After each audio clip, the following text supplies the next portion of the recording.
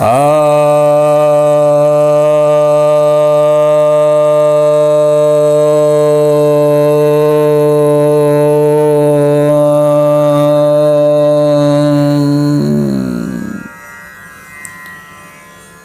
भक्तजनों को सप्रेम नमन।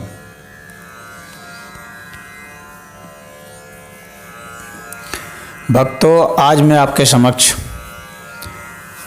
श्रीमद् भगवद गीता के तीसरे अध्याय के 38वें श्लोक पर प्रवचन सुनाने जा रहा हूँ। भगवान कहते हैं, श्री भगवान उवाच, धूमेनाव्रियते वह्नि यथादर्शो मलेन च यथा उल्बेनावृतो गर्भस्तथा तेनिदम् आवृतम्। अर्थात धुएं से अग्नि जिस प्रकार ढकी रहती है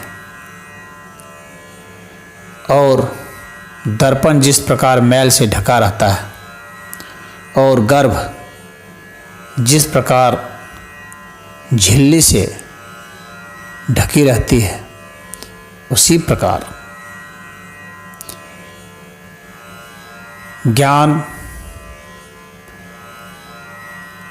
काम और क्रोध से ढका रहता है।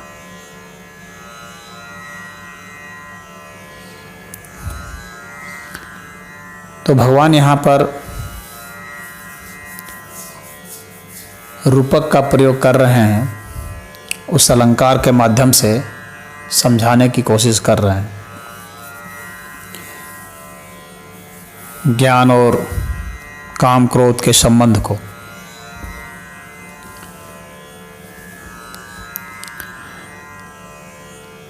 कहा जाता है कि यदि कहीं धुआं है तो इसका अर्थ है वहाँ पर अग्नि अवश्य है, प्रकट या छिपे हुए अर्थ। बल्कि अग्नि एक तरह से धुएं के रूप में प्रकट हो रही है। कोई भी चीज़ जब जलती है तो पहले धू धू करके धुआं जलता है। वो जलने की प्राथमिक प्रक्रिया है। धुएं के लिए जो शुद्धता चाहिए तो वह लकड़ी से प्राप्त हो गई या कोई भी चीज़ जो जल रही है। और फिर अग्नि के लिए जो शुद्धता चाहिए वो धुएं के हट जाने से, यानी पदार्थ का रूपांतरण पहले हुआ और वो सेमी स्टेट आया धुएं के अर्थ में, और फिर अग्नि के अर्थ में शुद्ध रूप आया, ऊर्जा के अर्थ में। तो पदार्थ इस तरह से ऊर्जा में रूपांतरित हो गया। तो वह धुआं जो कि छुपाए हुए था अग्नि को, काला काला सा दिख रहा था, चारों ओर नाक में दम कर दिया था श्वास प्रश्वास में, और घनघोर कालिमा लिए हुए था, लेकिन उसके बीच उसके भीतर छिपा हुआ वो प्रकाश और वो ताप मौजूद था जो धीरे धीरे प्रकट हो जाएगा। अग्नि का बहुत ज़्यादा महत्व है। वेद में तो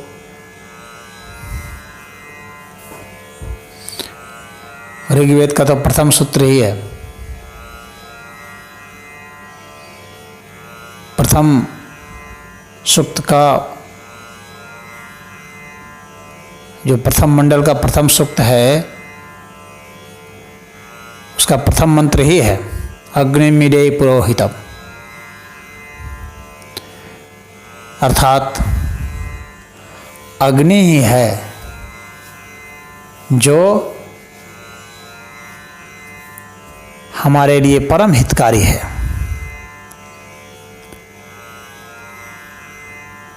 जो हमें परम पवित्र करती है, वह अग्नि जो ज्ञान स्वरूप है, ऊर्जा स्वरूप है, उस ऊर्जा के बल पर ही हम जीवन जीते हैं और जीवन के बाद का जीवन जीते हैं। तो यह जो धुएं से ढकी हुई अग्नि है, और वह धुआं जो कि पदार्थ में ढका हुआ था, अग्नि के संपर्क में आते ही धुएं का रूप धारण किया। फिर वहाँ जो छिपी हुई अग्नि थी, जिसमें ज़्यादा एनर्जी थी, वो प्रकट हो गई। उसी प्रकार से एक दूसरा भी रूपक दिया है भगवान ने कि जो दर्पण है, जिसमें हम अपनी साफ छवि देखते हैं, यदि वह साफ हो तो, और यदि वह धुंधली है तो धुंधली छवि देखते हैं। और यदि उसमें मैल इतना जम गया है कि वह एक तरह से दर्पण जैसा लगता भी नहीं है, उसमें कोई छवि ही नहीं बन रही है, तो दर्पण जितना मैला होता जाएगा उतनी छवि धुंधली होती जाएगी, और एक समय में तो छवि बनेगी ही नहीं, ऐसी स्थिति भी आ सकती है। तो दर्पण को ढक देने के कारण ही छवि नहीं बन पाती है और हमारी तस्वीर नहीं दिख पाती है। तो दर्पण को यदि साफ कर दिया जाए तो छवि दिखने लगती है। उसी प्रकार से हमारा यह मन है, जिसमें दर्पण की भूमिका है और उस पर मैल जम गया है कुसंस्कारों का। तो यह मन रूपी जो दर्पण है, जिस पर कुसंस्कारों का, पाप का, हमारे दुष्कर्म का, कामनाओं का, क्रोध का, लोभ का, मोह का जो मैल जम गया है, जो हमें अपनी वास्तविक छवि को नहीं देखने दे रहा है, यदि हम उसे साफ करेंगे, हटाएंगे, उसे पोंछ देंगे, तो फिर हम स्पष्ट रूप से देख सकते हैं, अपना आत्म साक्षात्कार कर सकते हैं। मैं क्या हूँ, यही अध्यात्म में प्रमुख है, जानना कि मैं क्या हूँ आखिर। यदि हम किसी भी यूनिट को लेते हैं, कोई भी चीज़, कोई वस्तु ले लेते हैं, तो हम यह स्पष्ट निष्कर्ष नहीं पर कह सकते कि यह वस्तु यह है। एक परिस्थिति में वह वस्तु वह है। यदि परिस्थिति बदल जाए तो वह वस्तु बदल जाती है। तापमान बदल दें, प्रेशर बदल दें और अन्य कोई भी परिस्थिति बदल दें तो वह वस्तु बदल जाती है। और उस वस्तु का बोध जो इंद्रिय है, वह भी, उसमें भी अगर बदलाव हो जाए तो उस वस्तु का बोध भी बदल जाता है। और उस वस्तु और इस इंद्रिय के मध्य जो माध्यम है, उसमें भी अगर बदलाव हो जाए तो उस वस्तु का बोध बदल जाता है। तो ये बहुत अजीब विडंबना है कि हम किसको क्या कहेंगे कि यह वस्तु यह है। एक परिस्थिति में भी कोई वस्तु वह होती है, परिस्थिति बदलती है, वस्तु दूसरी होती है। हमारी आंखें बदल जाती हैं, हमारा मस्तिष्क बदल जाए, हमारी अन्य इंद्रियां सुनने की या त्वचा इंद्री बदल जाए तो वस्तु बदल जाती है। तो इस वजह से मैं क्या हूँ यह पता लगाना काफ़ी कठिन हो जाता है।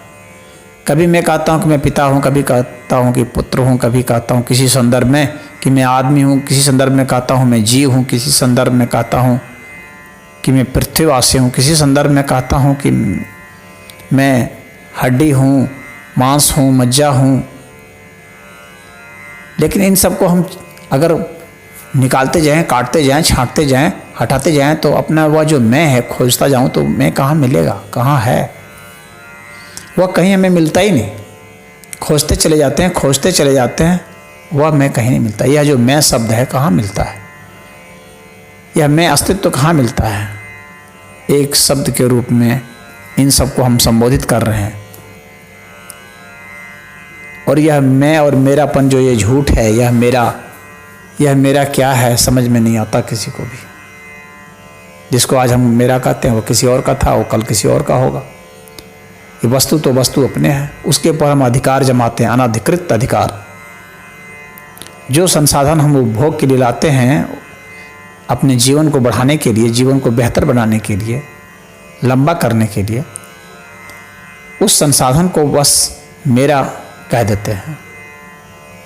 वस्तुतः वह संसाधन हम कंज्यूम करते हैं, हम उसे खपत करते हैं, और वह हमें भी खपत करता है। हम इस चीज़ को भूल जाते हैं। जिस चीज़ को हम खाते हैं वह भी हमें खाता है, इस चीज़ को हम भूल जाते हैं। जिस चीज़ का उपभोग हम करते हैं वह चीज़ भी हमारा उपभोग करती है। यदि हम शराब पीते हैं तो शराब भी हमें पीता है।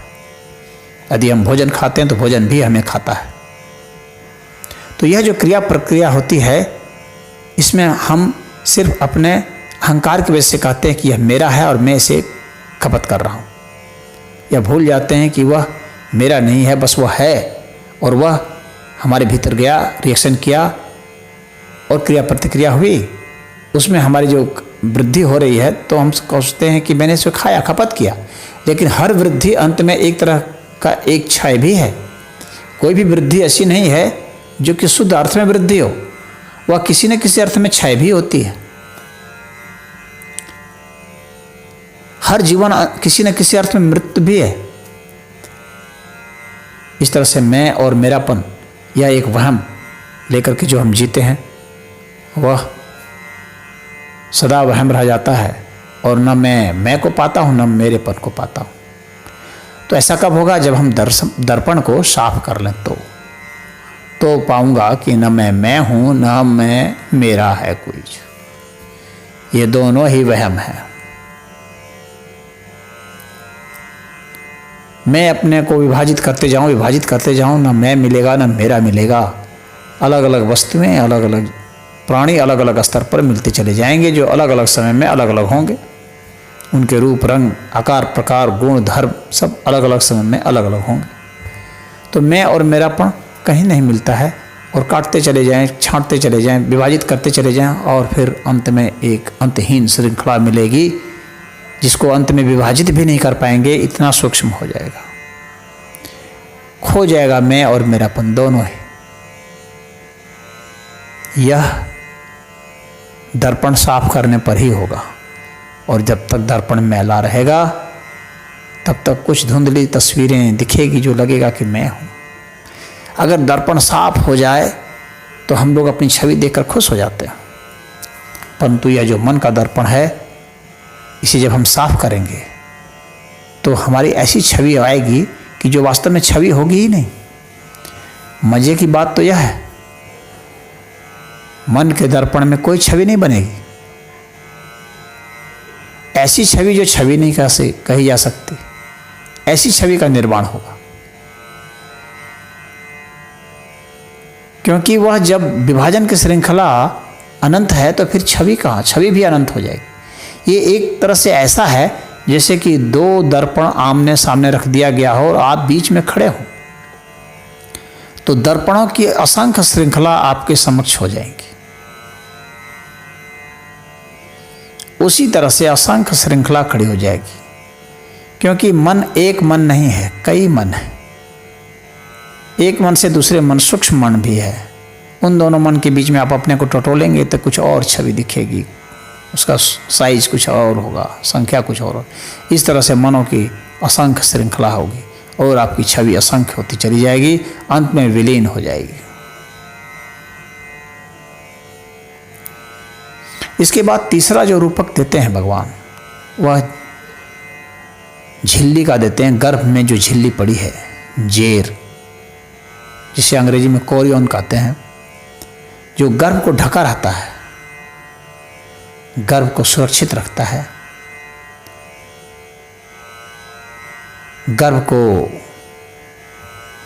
प्लासेंटा के माध्यम से भोजन जाता है तो ये जो कोरियन है, जो ऊपरी परत है, ये जो ऊपरी परत है वह जब टूट जाती है, फट जाती है, तो उसके भीतर से प्राणी निकलता है, जीव निकलता है, गर्भ निकलता है।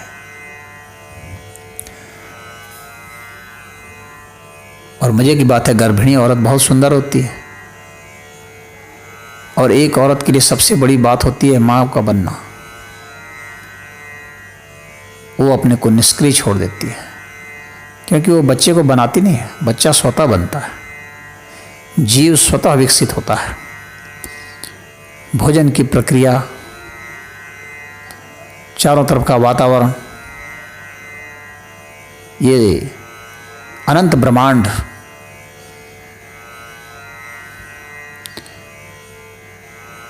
सब मिल करके एक सामूहिक रूप से, समष्टि रूप से उसका निर्माण करते हैं। माँ सोचती है मेरा बच्चा है, मेरापन का भाव उसमें आता है। वो सोचती है मैंने पाला, मैंने बढ़ाया। परंतु वो जो खा रही थी, वे जो भोजन जा रहे थे श्वास के माध्यम से, जीव के माध्यम से,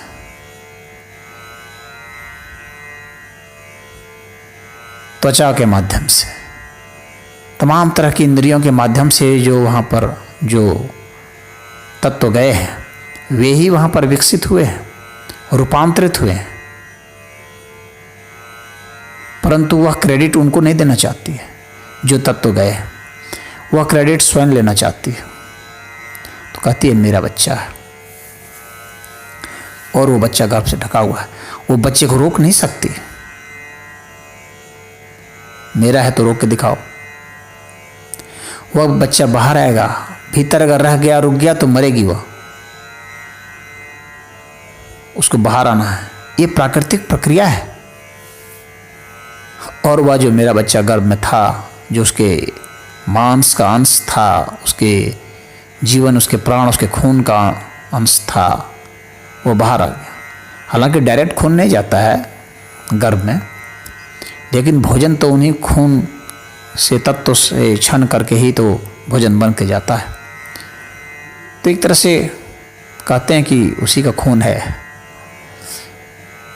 तो आहार विहार उसको वहाँ मिलता है, और वहाँ से वह विकसित होकर के बाहर निकलता है, जेर को फाड़ करके। वह जेर जो है जीवन को रोक रहा है। तो भगवान यहाँ रूपक दे रहे हैं कि वह जो नया जीवन उसे मिलेगा जन्मने के बाद, और वह जो गर्भ में उसका छुपा हुआ है, वह जो जीवन, वह जेर को फाड़ करके मिलेगा, और वह विकसित हो रहा है उसमें। तो हर एक व्यक्ति विकसित कर रहा है। हमारी तमाम तरह की जो कामनाएं हैं, लोभ मोह क्रोध हैं, इनके भीतर ही वह विकसित हो रहा है। वह जीवन विकसित हो रहा है, आध्यात्मिक जीवन विकसित हो रहा है। क्योंकि ये काम क्रोध लोभ मोह हमें थकाते हैं, हमें प्रेरित करते हैं, हमें बोध कराते हैं, हमें बताते हैं कि तुम्हारा रास्ता गलत है, इससे दुख और दर्द की उत्पत्ति होती है, इससे जो तुम इकट्ठा करते हो उससे तुम्हें सिर्फ वेदना ही मिलती है, परेशानियां ही मिलती है, दुख ही मिलते हैं, रोग ही मिलते हैं, और कुछ नहीं। तो तमाम तरह के संसाधन इकट्ठा करते हैं लोग अपने जीवन को बढ़ाने के लिए, परंतु जितने बढ़ाते हैं उतने ही रोगी हो जाते हैं। ज़्यादा अमीर का मतलब क्या? ज़्यादा रोग। संसाधन को आप दो तरह से माप सकते हैं। संसाधन वे जो जिसके पास ज़्यादा है उसको कह सकते हैं अमीर है, या वे जिनके पास संसाधन ज़्यादा उनको कह सकते हैं कि रोगी है। रोग के हिसाब से संसाधन को आंकेंगे तो जिसे आप अमीर कहते हैं उसे हम रोगी भी कह सकते हैं। तो ये जो संसाधन हम इकट्ठा कर लिए हैं, मैं और मेरा का, ये संसाधन, इसको कहते हैं मेरा बच्चा। मेरा बच्चा, वो बच्चा बाहर आ गया, अब वो एक नया जीवन पाया है, जेर को फाड़ के निकला है। तभी आप आध्यात्मिक जीवन पाएंगे जब अपने गृहस्थ जीवन को फाड़ के निकलेंगे, तभी नया जीवन मिलेगा। और वह गुरु देता है, गुरु के सानिध्य में मिलता है। वह ग्रंथ देते हैं, आप्त वचन जिसमें है, श्रेष्ठ ग्रंथ जो है आध्यात्मिक ग्रंथ, वे आपको वे अवसर देते हैं, वे विधियां देते हैं, वे उपाय देते हैं, वे साहस देते हैं, वो स्वतंत्रता देते हैं कि आप उन्हें फाड़ करके बाहर निकल जाते हैं और आध्यात्मिक जीवन में प्रवेश करते हैं। और यह काम, क्रोध, लोभ, मोह का यहाँ जो है तेनिदम आवृतम जो भगवान ने प्रयोग किया है, तो ये जो काम क्रोध है जिसको भगवान ने पिछले श्लोकों में महाअसना महापापमा कहा है, महान पापी, तो ये जो महान पापी है और महाविनाशकारी है, तो इसके विनाश से यदि हम बच सकें और इसका हम उपयोग कर सकें, काम का, क्रोध का, इनकी जो शक्ति है इनका उपयोग कर सकें अपने को रूपांतरित करने में, तो हम विकसित हो सकते हैं, हमारा आध्यात्मिक जीवन विकसित हो सकता है। जिस क्रोध से हम अपना सर्वनाश करते हैं, उस क्रोध से हम अक्रोध विकसित कर सकते हैं, आध्यात्मिक ऊर्जा विकसित कर सकते हैं, अपनी ओज तेज बढ़ा सकते हैं, सुख शांति बढ़ा सकते हैं, आनंद बढ़ा सकते हैं, प्रेम बढ़ा सकते हैं, उन्हीं क्रोध से, उन्हीं काम से। तो हमें रूपांतरित करने की कीमिया सीखनी है, उसके तरीके सीखने हैं, उसके हुनर सीखने हैं, उसकी विधियां सीखनी है, उसकी साधना करनी है, भजन करना है, मंत्र से, तंत्र से, यंत्र से। तो हजारों प्रकार की जो विधियां हैं, उन विधियों में से जो विधि आपके लिए सफल होती है इनको रूपांतरित करने की, तो उससे हम फिर आध्यात्मिक जीवन में प्रवेश करते हैं। लेकिन ये काम और क्रोध जो है हमें ढके हुए हैं, तो ढके हुए हैं तो इनको हमें फाड़ के निकलना है, इनका हमें उपयोग करना है, इनकी ऊर्जा को हमें अपने में आत्मसात करना है और फिर इनको तोड़ देना है, इनके घेरे से बाहर निकल जाना है और आध्यात्मिक जीवन में प्रवेश कर जाना है। यही भगवान का यहाँ पर संदेश।